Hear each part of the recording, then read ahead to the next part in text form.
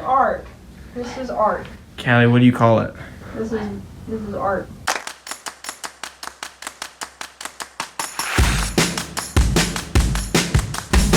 It's February 13th, 2021. I was thinking about eating this banana, but I waited too long and now it looks rotten. Is it rotten? I'll find out. Anyway, let's get going.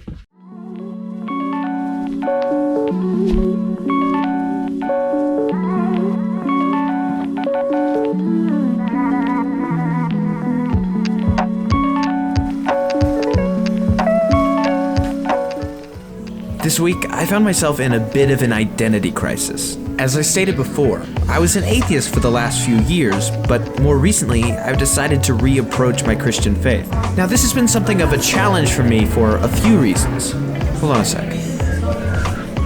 Got it. Anyways, as I was saying, there are a couple reasons that have kept me at arm's length from Christianity since I've left. One of which involves a story I was reminded of this week. There was a guy I knew in middle school. He was much older than me. I was helping him and a friend of mine move, and I was mentioning my first girlfriend who had broken up with me. I was still hung up on her, and I still had plans. I wanted to get back with her, and I'm just sulking over it as a little 7th grader or whatever. And he said something that was kind of simple, just kind of out of the blue, which was, don't ever get back with an ex. I don't know, man. It's something about destiny. You don't want to mess with destiny. If you were meant to be with them, you wouldn't have broken up with them. You don't want to go back to that. And that is a form of regression, venturing to the land of the previously conquered. You see, anytime I've toyed with the idea of coming back to my faith, I've continually been reminded of this story, and I feel like coming back is in some way a betrayal to myself. But over the last 8 months or so, I felt this calling again and again to come back, so eventually I decided to give it another shot. But I can't go back to the way things were before. I truly can't. And what I mean by that is, there are a lot of pieces of Christianity that I held as a kid for all of the wrong reasons. For example, I'm a question-asking kind of guy, but that part of me has never made it to my faith because I was always too afraid of hell. In my mind, if you doubted God, that was it for you. Hell was in store, so believe and believe blindly. Another issue was prayer. See, I had some pretty severe OCD as a kid, dramatically severe. When I say that, I mean, I was the guy who had to turn the light switch on and off 14 times before I could leave a room out of fear that something bad might happen if I didn't, and no, that's not an exaggeration. As a result, my prayer life was unfortunately tied to this disorder. I had to pray that I wouldn't have a heart attack in the middle of the night. I had to pray that I would wake up alive in the morning. I had to pray for every single friend and family member by name, because if I didn't, something horrible might happen to them. My faith was driven by fear, and that's why atheism was such a relief for me. I could finally let go. But eventually, at least for me, atheism became stale. There was no more fighting to do, no more questions to explore, and like I said, I'm kind of a question guy. So this all leads me back to square one, but a different square one. And this week is where that story unfolds. Let's get into it. Sunday. I wake up at 5 a.m. and watch TV for a few hours because I genuinely couldn't go back to sleep. I find myself in this state of excited and scared because a friend of mine and I had decided to return to church for the first time in quite a while, over 2 years in my case. But I did pray on my own during communion, something like, please open me up, please open my heart and open my mind, because I feel so shut off from being able to accept a lot of Christianity. The rest of my day was filled with homework and a small Super Bowl gathering. I'm not much for football, so I turned in early as usual. Monday. I'm up at 5, but I make a deadly mistake of playing the snooze game. However, within an hour, I proceed to do the impossible. I stop snoozing. It's 6 a.m. right now. I'm supposed to get up at 5. I played the snooze game for a minute. Don't play the snooze game. I'm fighting right now. I'm fighting to get up. It's so hard. Here I go. Okay, I got started. All right. Finishing up mile 6. It's 8:01. Feeling good. After my workout, I head to Front Porch Coffee Shop to get some work done.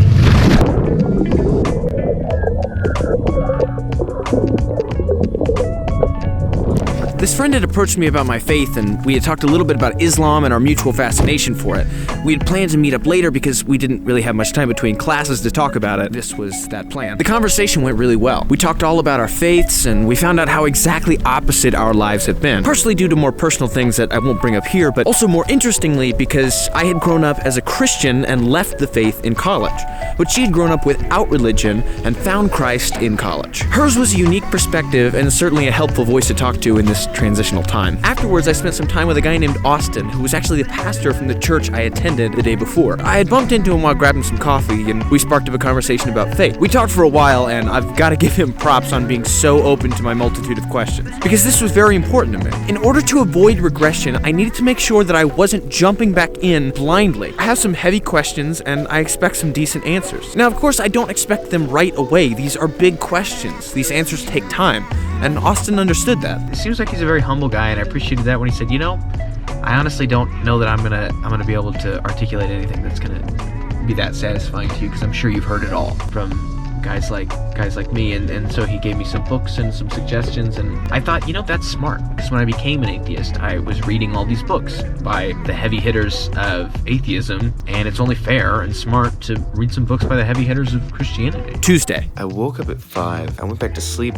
because it's like 24 degrees outside, and I was just so cold. I gotta get up and run, but it's still like 28 degrees right now. This was the day I spent gathering materials for more research based on the conversations I had the day before. For starters, I started listening to the book on prayer that Austin told me about by Tim Keller, as well as starting on a couple of others that he had given me. I also took the opportunity to buy a study Bible for some serious research. Wednesday. It's 5:11 a.m. I got straight up, and now I'm ready to go and run in the 28-degree cold. Just got done with a 6-mile run outside in the 26-degree weather, and then I came in here and did 1,000 meters. Anyways, feels great. It's 7:30 a.m. After my workout, it was just about 8 a.m., so I had to grab some coffee and start my studying. Biblical studying, to be specific. With some suggestions from my father, I decided to start in Galatians. This book is incredible. I mean, it's not even really a book, it's only a letter, but it's more elegant than any letter I've ever drafted or even seen, for that matter. After study and class and work, I have to take a long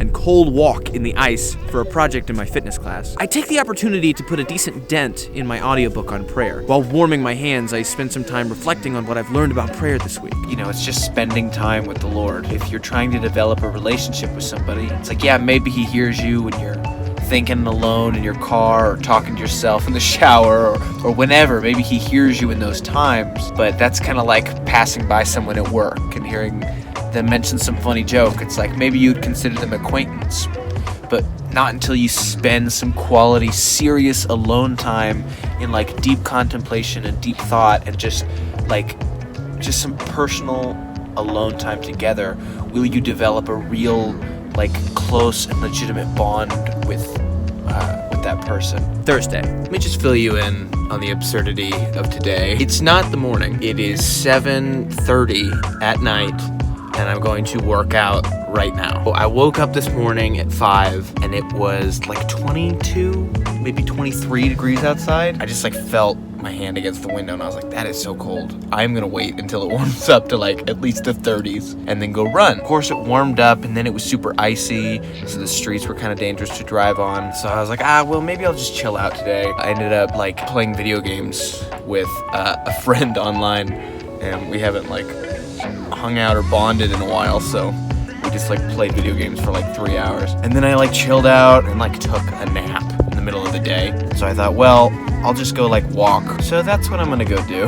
If every day's like this, that's not good. But you know, once in a blue moon, it's not so bad. It was kind of an icy, snowy day, so I'm gonna go do some walking. Friday. Waking up is hard. It's now 8:30 a.m. I'm just now getting up and ready to go. It's frustrating, man. It's frustrating waking up at 5 and then, you know, like immediately going back to bed. There's a book I was reading a while back talking about getting up in the morning. It said part of the reason that this guy thinks it's so hard to get up in the morning is when you don't know what you're gonna do the next day, or you're not excited about the next day. Like obviously like Christmas morning, you know what's gonna happen. You're so pumped that it's so easy to get up.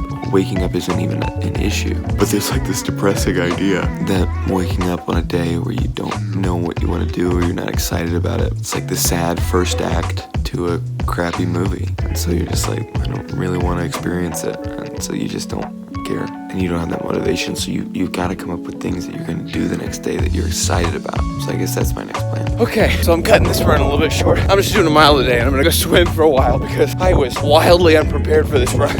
I can barely move my fingers, it hurts so bad. It is so cold out there. 18 degrees now, Wow. After class and work, I head to my sister's place to hang and catch up on WandaVision, which I highly recommend if anybody is on the fence about it. I've never been a huge fan of Scarlet Witch or of Vision, but this show is top-notch. Anyway, I had planned to write my script and head to bed early, but once our friend Callie showed up, leaving the party was kind of off the table. We had some fun and watched some shows, but eventually I got home and wrote the script well past my bedtime.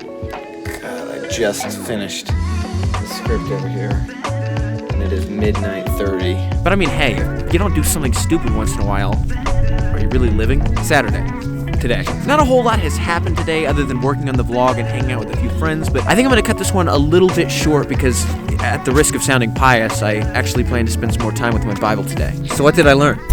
Reapproaching religion can be scary, but if you want to find true meaning, it's hidden in the scary places, the places you least want to look. This may sound odd, but I watched a video last week about a guy who was exploring an old abandoned mine shaft. He spent a lot of time crawling through these incredibly narrow tunnels, and he had to be careful that he didn't bump the ceiling, because if he did, it could all collapse on him. But once he got past these tiny, claustrophobic spaces, the caves he found were wide and filled with all sorts of treasures and interesting pieces. I think this is a lot like what I'm experiencing with Christianity. Coming back while trying to avoid regression, back into the wide-eyed and scared Christian I used to be isn't easy. I have to be careful not to bump into the same problems or fears that I held before, or it could all come falling down on me. But the danger is well worth it. Because finding peace and meaning is something that I've never felt satisfied with in atheism. So the exploration has got to continue, and I truly believe that something is calling me back into a personal relationship with the divine. After a few months, I guess I'm finally ready to answer it.